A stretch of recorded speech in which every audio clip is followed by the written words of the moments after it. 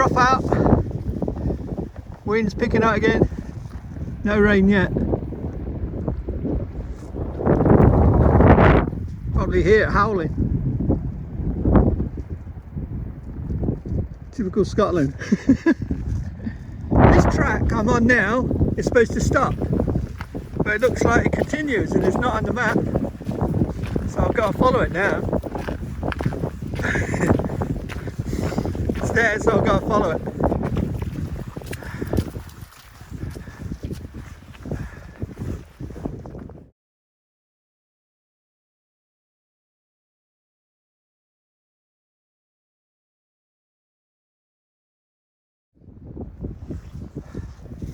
How beautiful, eh? Sorry about wind noise. This is Scotland. You're gonna get it.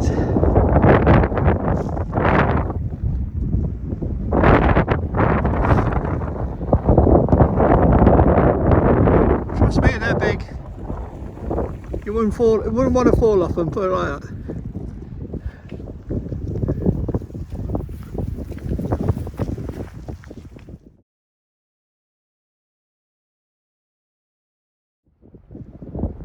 That's it. We've reached a dead end.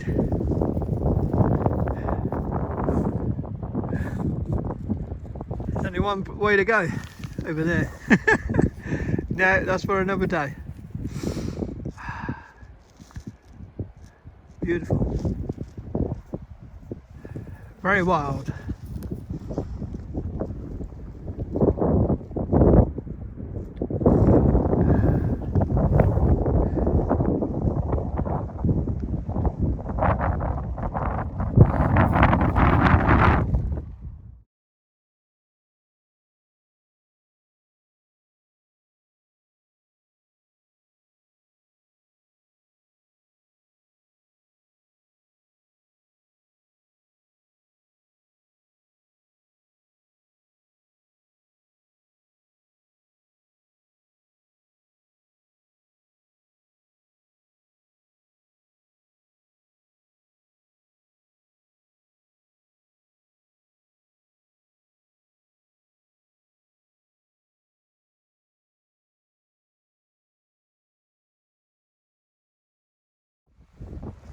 Remains of an old wood, probably hundreds of years old. Plenty of wood here to dry out. The Bothy's only up there, so I'm going to grab some if it's easy to carry back to the track and leave it at the Bothy inside, just inside, to dry out. Get my bit for the Bothy people. Find a decent piece and not too heavy. Just gone through, just right back. Oh, that was a traipse because look what I've got for the buffet. Also found this blowing in the wind. A load, looks like army mitt, Arctic. It's a winter one, it says. So that's been there since last winter, so that can go in. I don't want it blowing. Never know, it might come in handy for someone that wants one mitt. That might not look big, but look, it's my size of my foot and it's solid. There's a forest. Sorry, I'm trying to hide you from the wind. But if you go up from the Bothy, as soon as you go out the door, turn left and follow the track up there, then look to the right as you're about halfway up that track, and you'll see it's very well hidden. It looks like plane wreckage. It's that grey and all mossy. I thought that's what I thought it was. So I went over, I heard a stag calling, that's what made me look over. Then I noticed the wood, which I thought, as I say, was plane wreckage. Rebel, leave her alone. And when I got down there, there's hundreds of stacks of pieces of wood, but obviously they're soaked. They've been there for God knows, probably hundreds of years. But if I bring that in and just leave it in here, don't bring it in the main Bothy, and that'll be good kindling for someone when that's dried out, and that will burn for hours, that one. And there's an axe in there, so they could chop it even smaller. Right, the weather's turned, as you can see.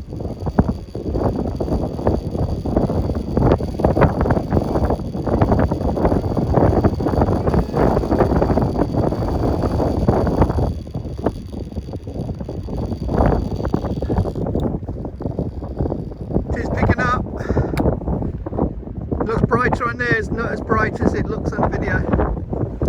Clouds coming in, we might get some rain in a bit. That passed through, but it was just misty. It's looking a lot murkier, isn't it?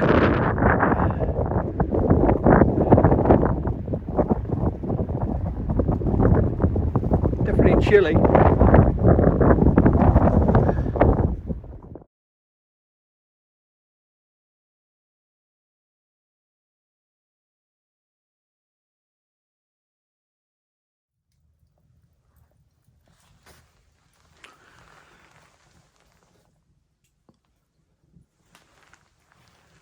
Oh, my candles are going out. Socks were slightly damp. Well, yeah, I mean slightly damp, but I think some of that moisture probably came out of the shoes because they were wet from the first day. I can't remember what day it was. Wednesday. Sorry, you lose days when you're out in the mountains. Had dinner, cheese macaroni, nice and stodgy. I got pudding later, custard with mixed fruit, and I fed the dogs, and they've got the bed out, and they've got the, I call these night jackets now because they use them in the evenings, where they use the fluorescent ones during the day, and I think that's a clever idea.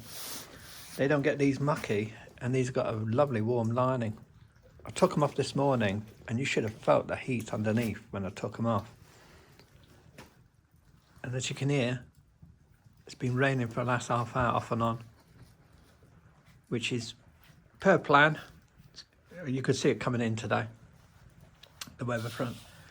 How now? This is earlier than they predicted. They predicted about 8 or 9, and this is like now it's 20 past 6, which is good in one way. If it rains through the night and then clears up during the day, make life easier for me.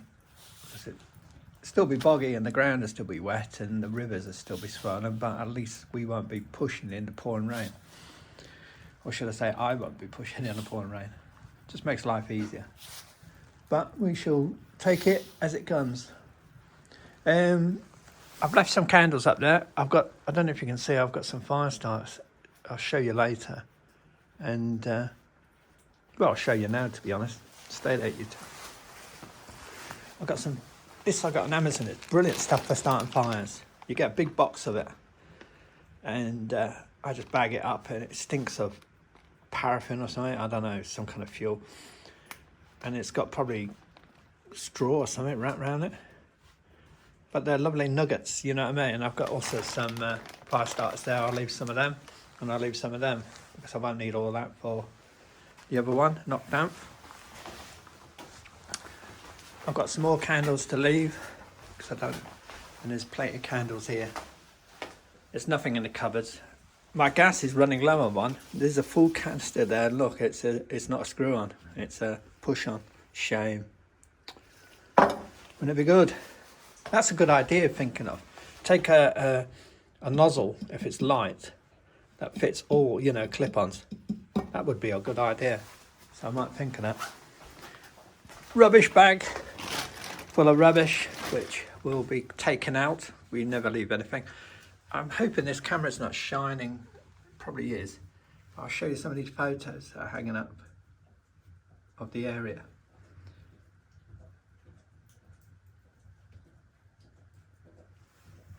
And that's that our Bothy in the 1920s.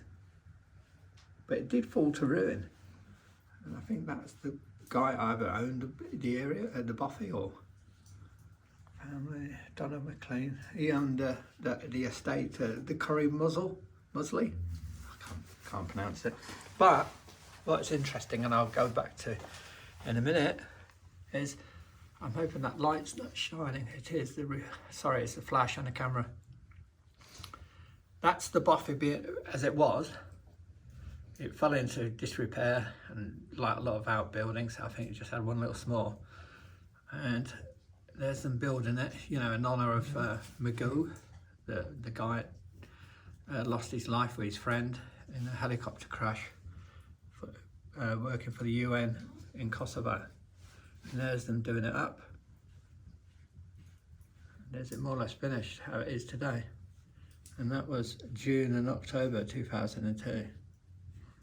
So got a lot of memories with the 1920s and the connection, you know, now with how it was built and why it was built. And I should get round to that now because I did promise to do that the other day, but I just got into the place. Stay there, you two. And this is, again, I hope I'll pan in and I'll give you a chance to read it.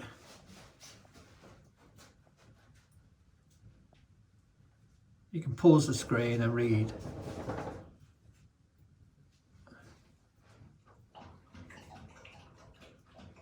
And I think this last few lines says it all, to be honest. I hope the flash is not destroying it. I'm trying to get the light to go down, but there you go. Bless him. I know it was only 69 to 2001. Well, I was born 1960. So, you know what I mean?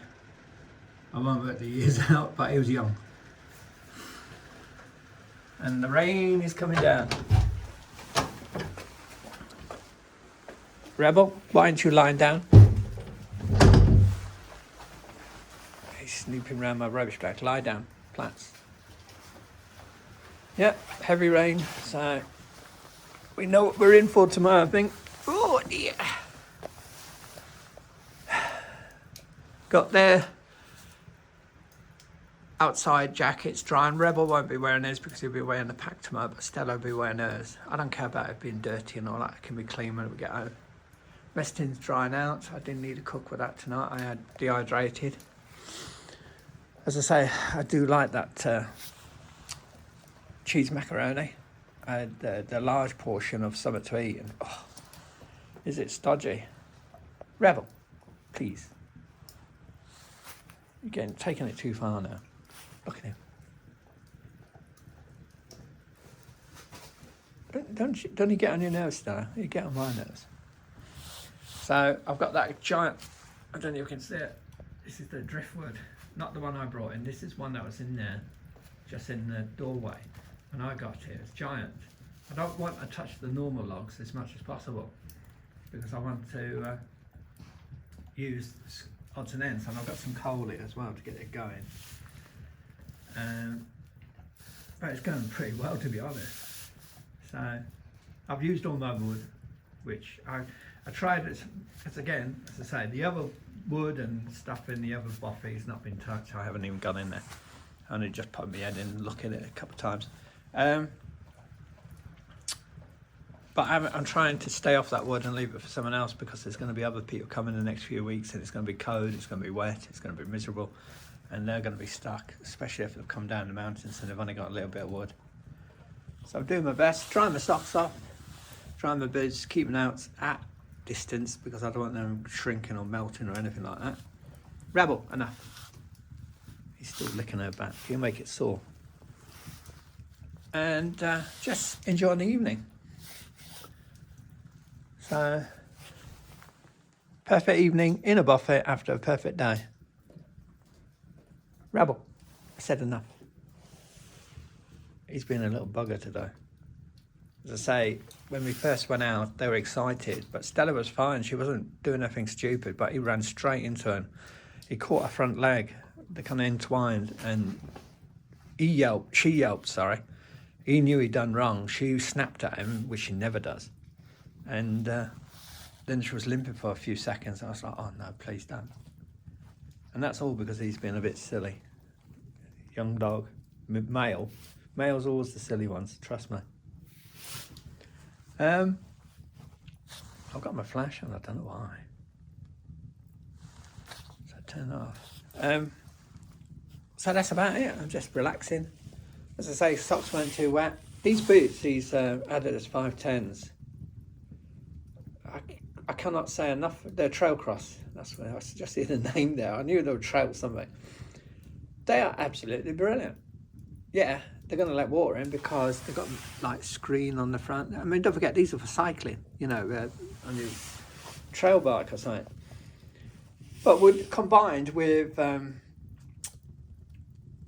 what, I forgot the name of the socks now. Sealskin socks, sorry, but the name had gone out of my head. Combined with them, even when the socks were wet, or, I mean, today they were moist, it's called like that. They weren't wet. My feet didn't feel cold. You know, like with normal wool socks, you'd feel your feet squishing in them and you'd feel cold and it'd just feel awful. Not with these, they still keep your feet warm, even when your feet are wet, which is just brilliant. I don't know why I've not used them before. I always use thick wool socks, but there again, with the boots I normally use, I very rarely get wet with them. But again, you know, I might give it a go one day and see if I can cycle in them, but I don't think I will because they're so stiff, because they go up so far up your ankle. You won't get that flexibility. But they'll be brilliant for if you when you leave your bike and you then want to go hiking. Also today I missed my trail pose because when we went to the left and up to that, I don't know, valley or whatever, it was very boggy, very extremely much more boggy than the other side. And you know, you kind of hopscotch in, and you know, there was lots of gooey peat. It reminded me of Kinder Scout, and that's when you wanted to test the ground, you know, with a pole. But sadly, I didn't have them. Can only carry so much on my bike, can't I? As I say, I'm carrying their dog jackets. He's carrying the sleeping bags and some food. I was carrying about 7-8 pounds of food as well, which now I can shift over to him. It's not that much. It's only about £5 now. What else was carrying? Oh, the quilt, the blue quilt there that I chucked over them last night after the fire gone out. I got some emergency gear there, like alpine bivvy, Rab alpine bivvy, just in case, you know, something happened and I'd have to lie where I am, and that meant I'd crawl into a bivvy and wait for rescue or something like that.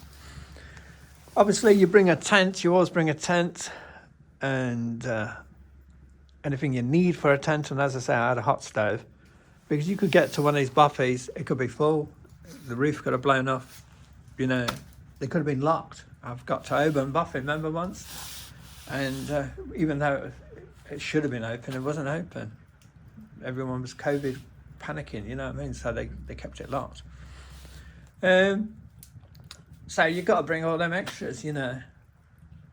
But the only things I didn't use is obviously the tent and the tent pegs, and I got some ground sheet and the hot stove. But I think everything else we've been using. Yeah. I've been looking back at the DJI Osmo Action footage I took today. It's pretty good. I mean, I'm getting used to it. It's the first time I used it in action, you know what I mean? So I'm learning. There's so many things I can turn. I've got filters for it and everything. There's so many things I can tweak and change. But yeah, it's much better than, trust me, I've had a GoPro. I had the GoPro 7 Black. I know there isn't much change between the ones that have come out the last couple of years and the ones out now. This Osmo Action is more or less faultless. It does everything you want it to do without any kind of hiccups. I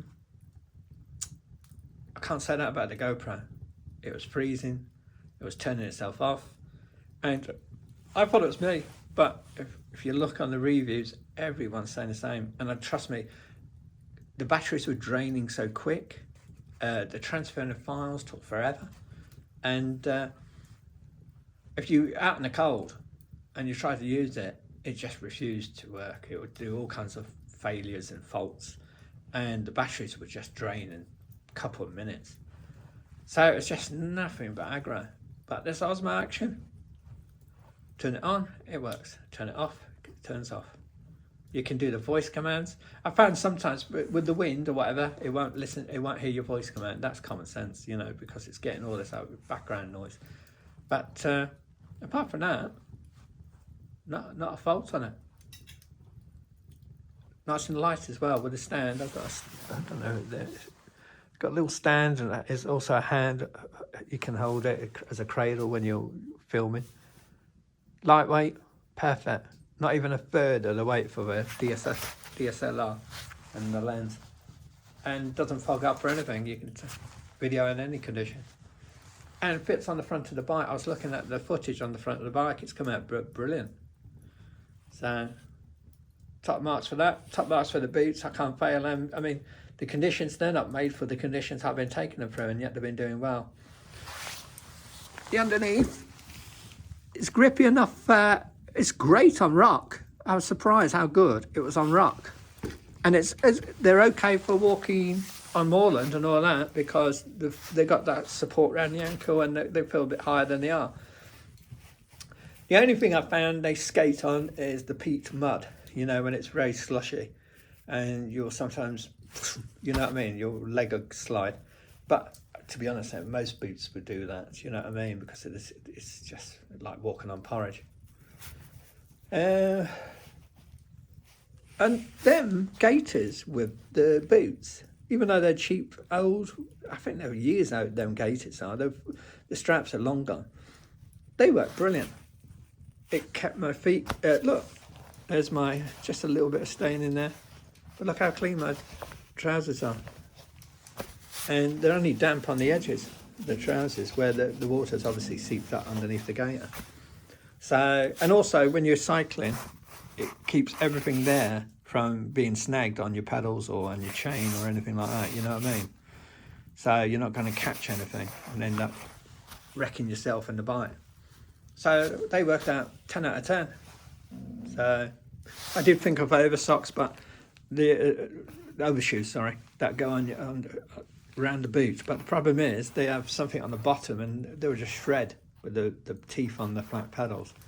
So there's no point of that. So I had to have something that goes round the ankle, but doesn't go on the base of the foot, so it don't get shredded. So they'll do and the tough as well. What else is there? Kit-wise, camera. Oh, that mug, you know, I call it a Billy mug or whatever it is. I will put the name out. It's a well-known brand. It takes longer to boil, but see, I should have used it on that hook, and I could have boiled water much quicker, but easier. But it would have blackened out, and I didn't bring any wild wool or anything, or sponge or anything this time. I was just testing it out. So the mess tin, which is now drying, it's a bit dirty on the bottom. I need to scrub in when I get back. I tried using this, you know, some gravel and stones, but it hasn't got it off. But the inside's spotless. That's worth a treat, the mess tin. When I was cooking my food the other night on the fire, you know, and I had, you know, one of these, look what we found, chili con carnes, and a bachelor's rice, mixed it all together, like some kind of stew or whatever, and cooked on there. It cooks brilliantly, and the heat didn't transfer to the handle because it's just a normal steel handle or whatever, you know, a thin one. So that was much, and didn't burn the base of the mess tin. So it was brilliant, and the food came out piping hot, much better than on a gas, because gas you've got to keep stirring it, you know, transfer the heat. Here, if you get it over the coals there, you know what I mean, not bang on them, but just over. I got some logs either side and just placed the mess tin on top of these logs, so the heat was transferring from under onto the base of the mess tin, and it cooked my food brilliant. It was bubbling like a good one.